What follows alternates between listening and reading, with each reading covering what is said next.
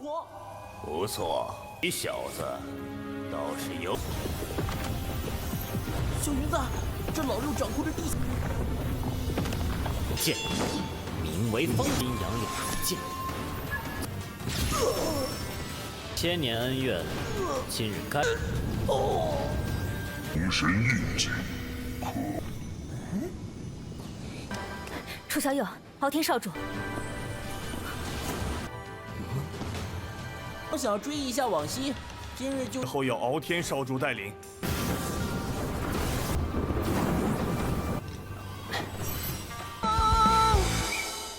Halo guys, welcome back to KD Universe. Mari kita lanjutkan di Empire of Umbral Realms atau Wan Jie Zhejun. Kalian pasti pada kepo kan dengan kelanjutannya. Nah di part 175 hari ini kita semua bakal melihat Yunfei itu bakal bertarung sengit melawan Ao Zhen guys. Salah satu tetua inti dari klan naga. Waduh, malah bertarung lagi. Apakah Yunfei bisa mengalahkannya ataukah tidak? Berdasarkan part terakhir kita semua sudah melihat Yunfei dan Ao Tian yang berhasil menemukan warisan sang ayah, yaitu sebuah segel gitu guys. Tapi apa yang terjadi? Secara tiba-tiba muncullah sosok Raja Nagadara yang dulu menyerang kedua orang tuanya Ao Tian. Itu membuat Ao Tian terkejut. Tidak cuma sampai situ, muncul juga si Ao Chen, salah satu tetua inti klan naga yang langsung mengambil segel warisan itu. Dia bakal memadatkan kekuatannya dan pengen membantai Yunfei bersama dengan si Ao Tian guys. Wah. Ini bakal perang besar nih. So maka dari itu, kita pun masuk ke intro ya guys.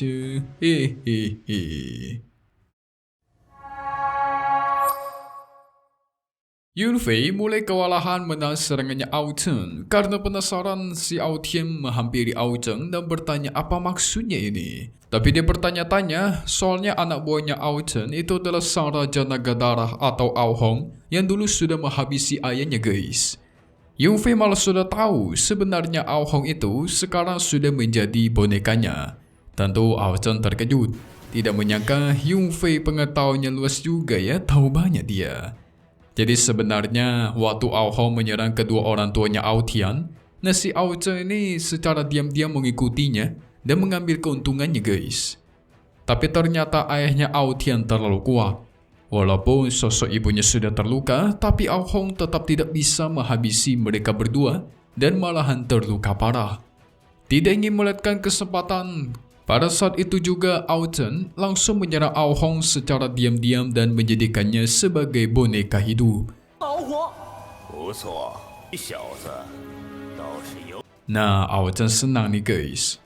Karena terhitung 9.000 tahun lamanya, dia sudah menunggu aura kekacauan muncul dan sudah hampir menyerah. Tapi ternyata sekarang aura itu malah datang sendiri kepada dia. Yunfei tetap tidak takut. Bertekad membantai Ao Chen sekalian aja di sini sehingga tuar. Ledakan besar pun terjadi. Yunfei bisa menahan serangannya Ao Chen. Ao Chen masih saja mencoba meremehkan Yunfei. Memang Yunfei baru aja berada di ranah yang sangat rendah guys. Sekalipun dia memiliki kekuatan kekacauan, itu tetap tidak akan berguna anggapannya.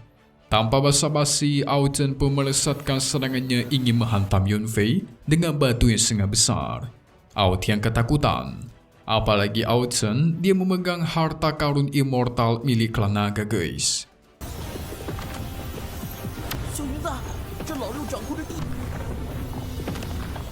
Tidak lama dari itu, Ao Chen pun menggunakan harta tersebut untuk menyerang Yunfei dengan metode pembagian iblis darah. Alhasil muncullah dua sosok naga darah yang melesat ke arah Yunfei. Sayangnya itu tidak berguna di hadapan Lord kita. Bunga kekacauan pun dikeluarkan menahan kedua naga tersebut. Gak cuma itu, dia melesatkan sebuah pedang langka untuk menghancurkan harta immortal milik Ao Chen sehingga tuar.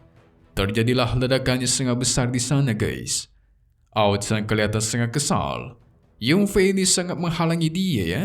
Rencananya jadi sulit nih. Yunfei masih belum selesai, dia mengeluarkan pedang Yin dan Yang yang sudah dirapatkan dari makam pedang dan ingin mencobanya dalam pertarungan ini. Alhasil dia pun melesatkan sebuah tebasan pedang. 为风，阴阳两不见。 Ao Chen juga menahannya guys. Tapi ternyata serangan itu terlalu kuat karena sudah berada di tingkat immortal. Karena dia juga sudah mendapatkan harta karun, pada akhirnya Ao Chen mengaktifkan formasi teleportasi dan segera kabur dari sana. Curang nih. Tidak terima harta yang diambil, Ao Tian menyuruh Yun Fei agar mengejar orang tua tersebut. Pada akhirnya Yun Fei mengejarnya guys. Di dalam area teleportasi, Ao Chen tidak menyangka sebenarnya dia bisa dipojokkan oleh seorang anak muda. Tapi apa yang terjadi? Secara tiba-tiba, Yun Fei pun muncul di sampingnya dan langsung menggunakan kekuatan mata dewa, menghentikan pergerakan dari tetua Ao Chen dan menghabisinya di tempat guys. Oh dari tadi ke? 千年恩怨，今日开。 Setelah itu dia pun kembali ke tempat Ao Tian serta membawa mayat dari Raja Nagadara Ao Hong yang sudah meninggal. Ao Tian bertanya lalu gimanakah si kabarnya Ao Chen. Yun Fei menjelaskan dia sudah meninggal dan dia berhasil mengambil segala harta warisan itu.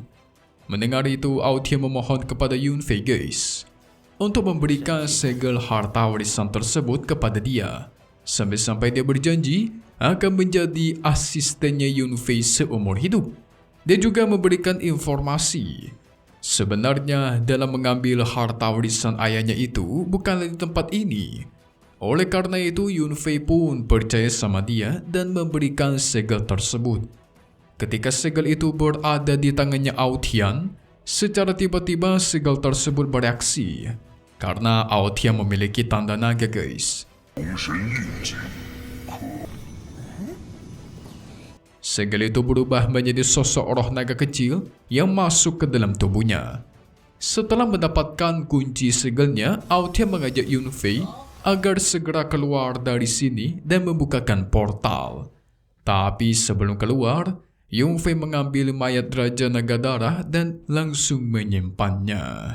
Singkat cerita, tidak lama dari itu Yun Fei dan Ao Tian berhasil keluar dari sana, membuat para tetua lain terlihat khawatir karena mereka merasakan ada pertarungan sengit di dalam tadi. Ao Tian menjelaskan kalau Ao Chen sudah menyusup ke dalam ruang warisan dan pengen mengambil segala harta warisan. Para tetua mendengarnya terkejut bukan main. Raja Nagadara yang baru juga tidak menyangka ternyata orang tua itu sungguh licik. Dia bersyukur tidak jadi menyerang padahal dialah orang yang pertama ingin menyerang Yun Fei dan teman-temannya kemarin. Untungnya si pengkhianat itu juga sudah meninggal dibantai oleh Yun Fei. 楚小友，敖天少主， Yun Fei juga meminta maaf karena dia klan naga kehilangan tetua inti lagi. Raja Naga Es menenangkannya karena emang sudah pantas bagi para pengkhianat untuk dibantai habis. Karena mereka tidak bertanggung jawab kepada klan naga dan juga memberontak. Apalagi sekarang Ao Tian dan juga Yun Fei di sini, jadi pasti semua anggota klan naga bisa dibuat makin disiplin guys.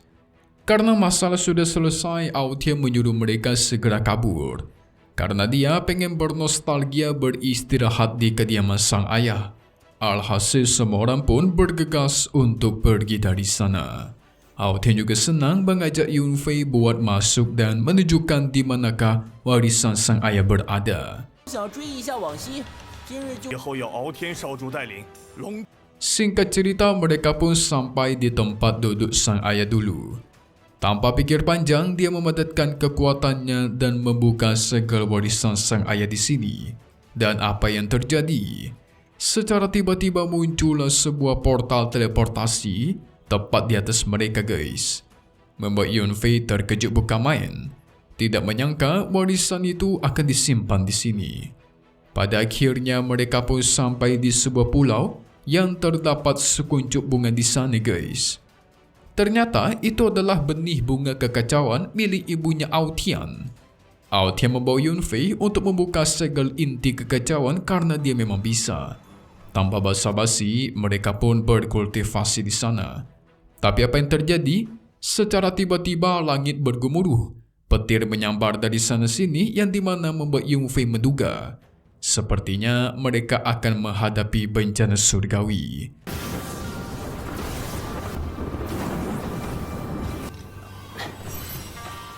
Yang berarti guys, dengan adanya benih bunga kekacauan, maka pasti kekuatan kekacauan Yunfei otomatis meningkat drastis juga.